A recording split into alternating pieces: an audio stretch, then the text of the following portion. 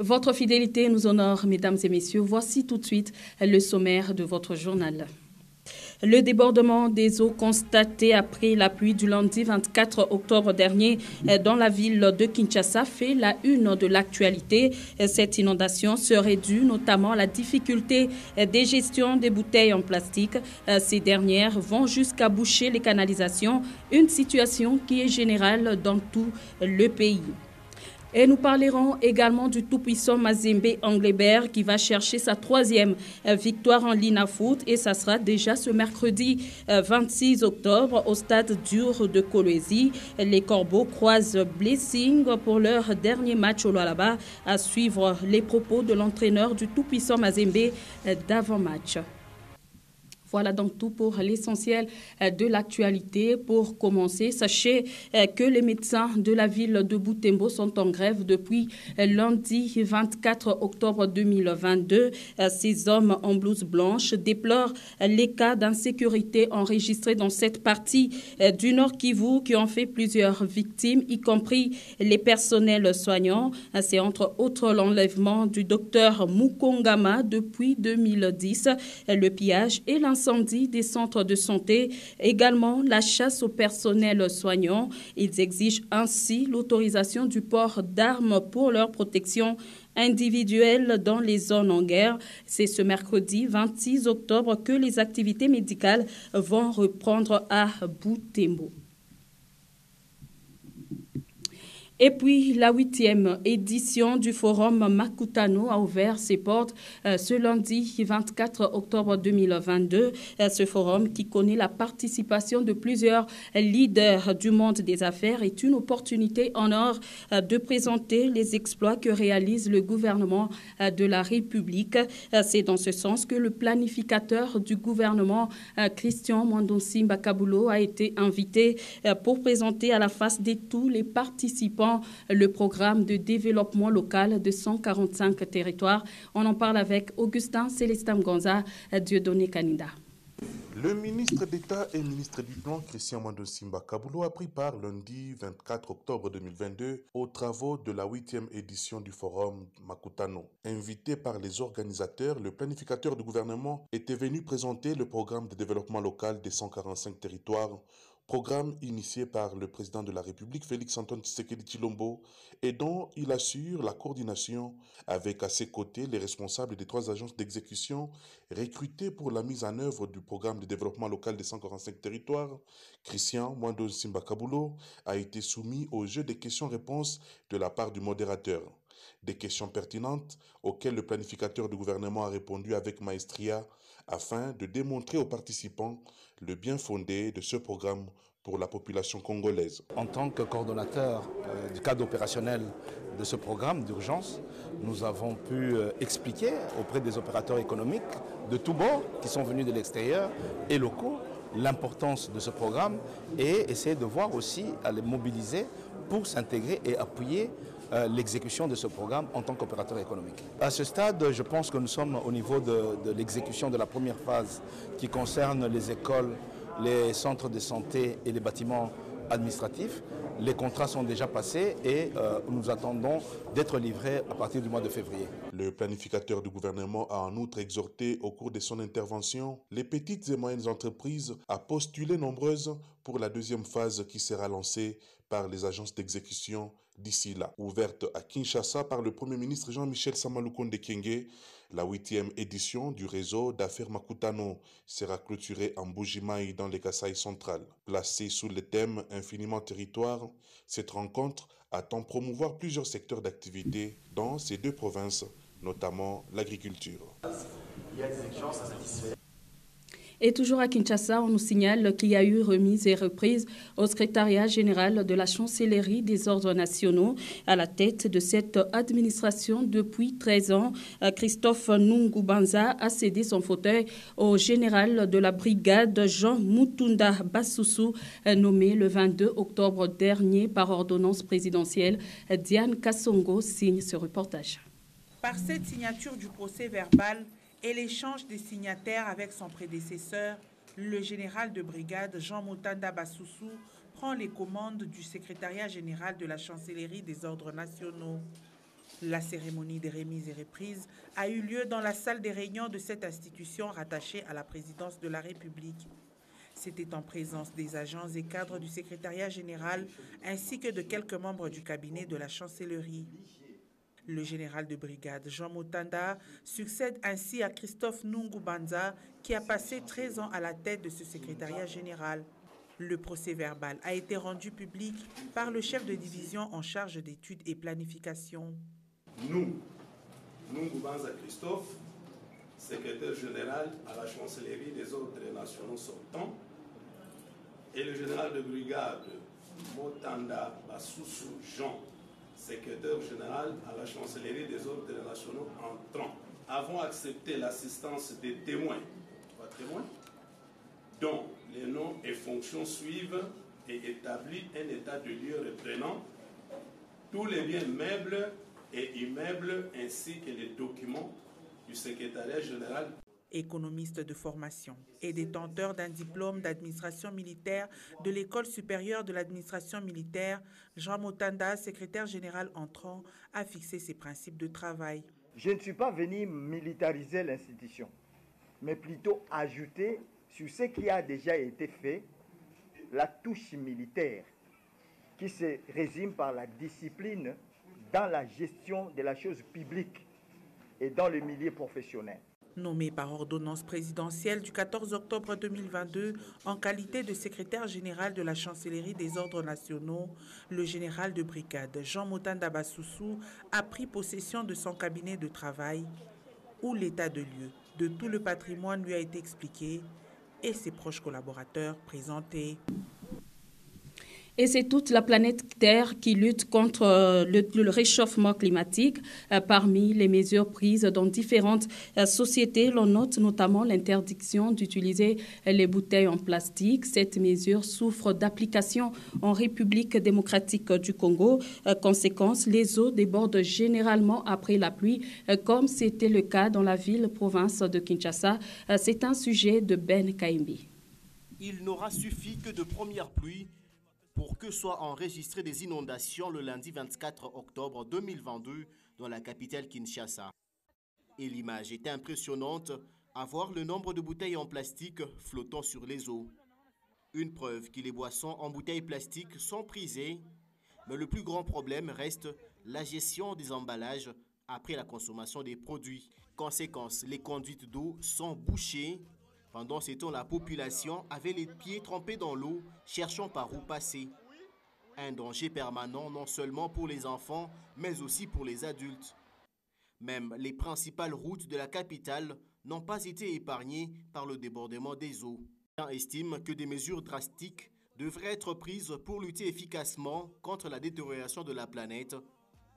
Pour ce qui est de la RDC, cela n'en serait pas une première. Le gouvernement avait déjà, il y a quelques années, interdit la vente des produits avec emballage plastique. Une mesure saluée par plus d'un, même si au fil du temps, elle ne restait qu'une lettre morte. Et tout à fait autre chose, les travaux de réfection amorcés sur l'avenue Kilobé-Lobé prolongée n'avancent presque pas. Quelques semaines après le lancement, la route reste barrée. Les motocyclistes n'y travaillent plus normalement et du côté de la population, l'on déplore la poussière qui se soulève à longueur des journées. Merveille Congolo, Guélor Chamba était au quartier Kilobé-Lobé. Voici leur reportage. La lenteur avec laquelle évoluent ces travaux de réfection de l'avenue Kilobé-Lobé inquiète les habitants de cette partie de la commune annexe. Amorcé depuis plus de 2 semaines, cet entretien serait jusqu'à présent toujours à la première étape, celle consistant à aplanir la surface, et ce seulement sur une distance estimée à moins de 200 mètres. La route reste barrée à longueur des journées, chose tant décriée par les motocyclistes qui sont alors obligés d'emprunter des chemins beaucoup plus longs.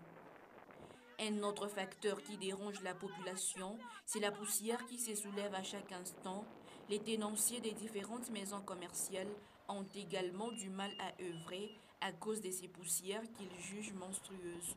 La réhabilitation rapide de la route Kilobé-Lobé prolongée résoudrait plusieurs problèmes rencontrés par cette population, surtout que la saison des pluies s'annonce déjà.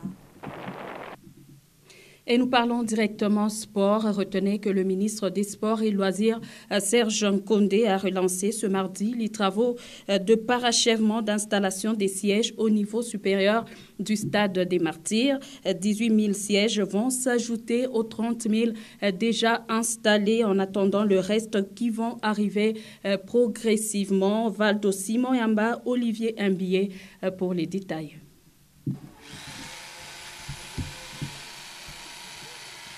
Détrompez-vous, ce n'est pas les techniciens en charge de la pose des sièges ici au stade des Martyrs. C'est plutôt le ministre des Sports et Loisirs, Serge Nkondé, qui fait office des techniciens afin de poser symboliquement une chaise en guise de relance des travaux d'installation des chaises sur les gradins supérieurs du stade des Martyrs. Objectif, rendre ces temples omnisports aux standards internationaux. Nous sommes venus lancer les travaux de la continuité de ce chantier du Stade des Martyrs. Comme vous le savez, on avait placé plus ou moins 30 000 au premier gradin. Il était question qu'on habite tout le stade. C'est un stade qui avait été conçu pour 80 000 places assises. Alors il nous restait plus ou moins 50 000 chaises à fixer au gradin supérieur. À travers ces gestes symboliques du ministre Nkondé, c'est un lot de 18 000 sièges arrivés à Kinshasa qui vont s'ajouter aux 30 000 déjà en place. Selon la volonté du président de la République, chef de l'État, son Excellence Félix-Antoine Tshisekedi Tshilombo, nous voulons offrir aux sportifs kinois un stade moderne, digne de la RDC. Depuis que ce stade avait été construit à l'époque de Mobutu, l'époque du Zaïre, les Chinois nous avaient laissé moins de 6 000 chaises, un stade de 80 000 places, et il n'y a aucun président qui avait songé terminer ce chantier. S'agissant du délai des travaux, les ministres Nkondé rassurent. Fin novembre, les travaux devront être livrés. L'essentiel, c'est d'avoir un bijou, un travail bien fini. L'essentiel n'est pas la précipitation, mais avoir un travail bien fini pour l'avenir des sportifs congolais. Il est à noter que l'objectif final demeure celui de remplir totalement ces stades des sièges. Et vous l'avez peut-être appris, les Corbeaux dames séjournent au Maroc. Il y a de cela quelques jours seulement. Les championnes de l'UNIFAC rêvent grand. Réaliser un exploit en cette deuxième édition de la Ligue de champions dames serait devenue la mission des filles de Jeff Kapondo. Ils l'ont déclaré ce mardi 25 octobre 2022. C'est avec détermination que les filles des Mazembe s'entraînent pour jouer la première journée de la Ligue des champions CAF féminine. Elles ont l'histoire de l'équipe. Esther Dikisha et Merod Mawanda voient leur rêve se réaliser en participant pour la première fois en cette deuxième édition de la Ligue des champions. Depuis que je suis au Maroc, je suis à l'aise. Donc, je suis bien, je suis entraînement, donc mon travail, mon biote, donc tout à l'aise. Mental, je suis bien, je suis à l'aise. Atakama atuyaya adversaire, bakucheza nabo. Mais nous kusir tutacheza nabo parce que football inekala pa moya ikala kede tutacheza. Tuko na rêver loin, tukibebe compétition et tukibebe coupe. Tonete na fashi tena ingine ile tutezi kwenda kuevoluer. Mental na biso ya groupe donc les canons sur les canons bien na ba entraînement tout ça la bien de ba coach de ba opesa biso donc faut tout respecter car au ba coach ba opesa biso tout isolé vraiment bien. Donc match wana pour na biso donc match ya facile les aratenyon ces ali vraiment match donc pour na biso to compter match wana donc to que pour tout ça la objectif na biso vraiment ils pour tout gagner match wana. 6 jours pour entrer en lice face aux Égyptiennes de Wadi Degla. Les Corbeaux dames vont s'élancer sans pression, mais en toute sérénité pour rester dans les annales du TP Mazembe. Sport toujours, les Corbeaux de Pamphile Miayo vont affronter la formation de Blessing FC au stade Dior. Ça sera ce mercredi 26 octobre 2022. Le coach était en conférence d'avant-match. Il veut que tout le monde dans son effectif soit prêt pour aider l'équipe. Gentil Mutombo, Michel Olela pour les explications. Les chiffres des Corbeaux sont éloquents. Au moment de jouer Blessing FC, le TP Mazembe a déjà affolé les compteurs en ayant joué peu des matchs que les Bénis, actuels premiers du championnat au classement provisoire. 6 buts marqués en 2 sorties tout en gardant la cage inviolée. Les Corbeaux font le plein de confiance. Bossu est là, Jefte Kitambala est là, ils ont joué autant de matchs, ils ont marqué quand même 2 buts et ils ont raté d'autres. C'est vrai, sur le match passé, il y a eu de ratés. On a travaillé sur ça et même aujourd'hui, on va encore travailler devant le but pour leur redonner la confiance. Parce que vous savez, les attaquants, c'est marquer des buts. Hein. C'est vrai, on ne peut pas seulement compter sur un attaquant de pointe pour marquer des buts.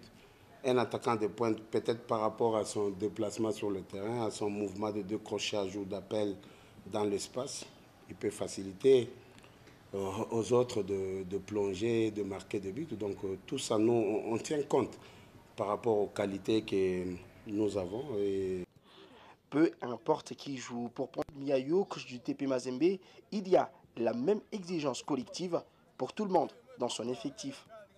Les attaquants de pointe qui doivent marquer dans une équipe de football, tout le monde peut marquer. Les joueurs de côté peuvent marquer. La preuve en est que Kinzumbi en a marqué 2.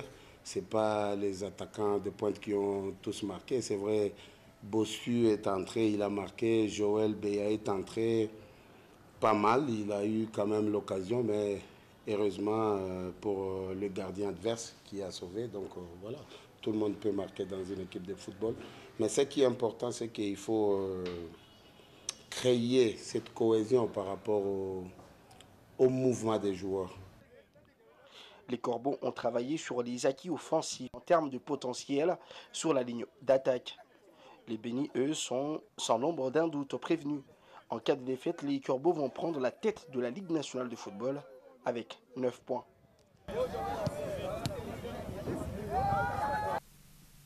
Le FMI a rendu public le rapport dans lequel il alerte sur l'insécurité alimentaire aiguë qui devrait frapper l'Afrique subsaharienne.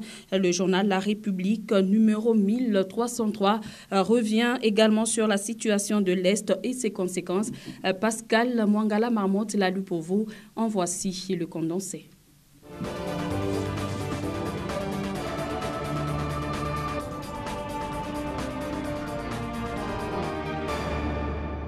Les pays africains vont réaliser des taux de croissance élevés en 2022 et 2023. Un article de Gaston Mutamba Lukusa, repris par le journal La République numéro 1303, paru à Kinshasa le lundi 24 octobre 2022, dans la rubrique La Plume des Autres sur sa page 8. Bienvenue, mesdames et messieurs, à votre découverte sur votre chaîne. Suivant les dernières projections d'octobre 2022 du Fonds monétaire international FMI, le taux de croissance du produit intérieur brut PIB en Afrique subsaharienne sera de 3,3% en 2022 et de 3,7% en 2023 contre 4,7% en 2021. En revanche, en Afrique subsaharienne, la hausse des prix a été moins spectaculaire. Actuellement, l'inflation médiane s'élève à environ 9% contre un taux d'un peu plus de 5% avant la pandémie de Covid-19. Malgré ces bons résultats macroéconomiques, le FMI tire la sonnette d'alarme. L'institution de Bretton Woods signale que d'ici la fin de 2022, 123 millions de personnes, soit 12% de la population d'Afrique subsaharienne, devraient être confrontées à une insécurité alimentaire aiguë. Assemblée nationale, 4 anciens gouverneurs réclament leur réintégration, renseigne le confrère sur la page 2. L'un d'eux, Christian Goubou, s'est étonné que leur dossier ne soit pas résolu 7 mois après l'arrêt de la Cour constitutionnelle, les réhabilitant. Cet ancien gouverneur de la Mongala a jugé injuste ce comportement du bureau de l'Assemblée nationale. S'étonne de mes collègues gouverneurs honoraires du Kasaï central, Martin Kabouya, du Congo central, Atou Matouana, du vice-gouverneur de Kinshasa, Néron Bongo, et de moi-même, Crispin Goundou, que je prends la parole pour dénoncer le comportement injuste et anticonstitutionnel du bureau de l'Assemblée nationale. Face à cette injustice criante, Crispin Goundou a appelé à l'arbitrage du chef de l'État pour qu'il rentre dans leurs droits. Changement climatique, Félix Tshisekedi et Akufo-Addo harmonisent la stratégie face aux pollueurs. Le confrère en parle sur la page 4. Face à la lutte contre le changement climatique et à la réticence des pays pollueurs qui tardent à réaliser leurs promesses sur le changement climatique COP26, Glasgow, en Écosse, les deux pays affûtent leurs armes au nom du continent en vue de la COP27 prévue au mois de novembre en Égypte. Il faut donner plus d'argent à l'Afrique, pas par charité, mais pour sauver l'humanité, a déclaré à l'ACP une source de la présidence congolaise, rappelant cette alerte de Félix Tshisekedi lors du dit sommet. La RDC a pris conscience de son rôle de bouclier de l'humanité face à la menace du changement climatique, a ajouté la même source. Un mot de culture sur la page 10 pour finir. Fally Ipupa, mon concert au Stade des Martyrs sera différent des autres, écrit le confrère.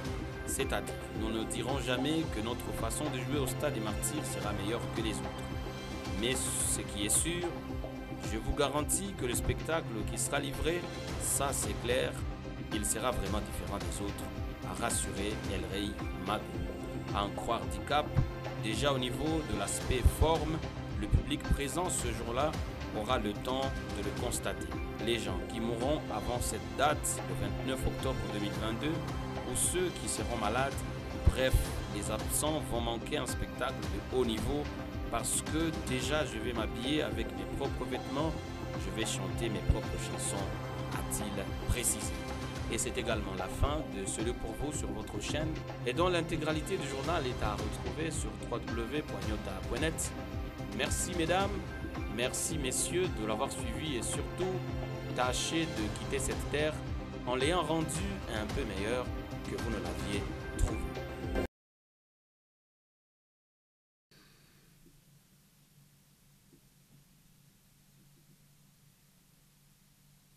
Et c'est également la fin de cette édition du journal. Merci madame, merci messieurs de l'avoir suivi.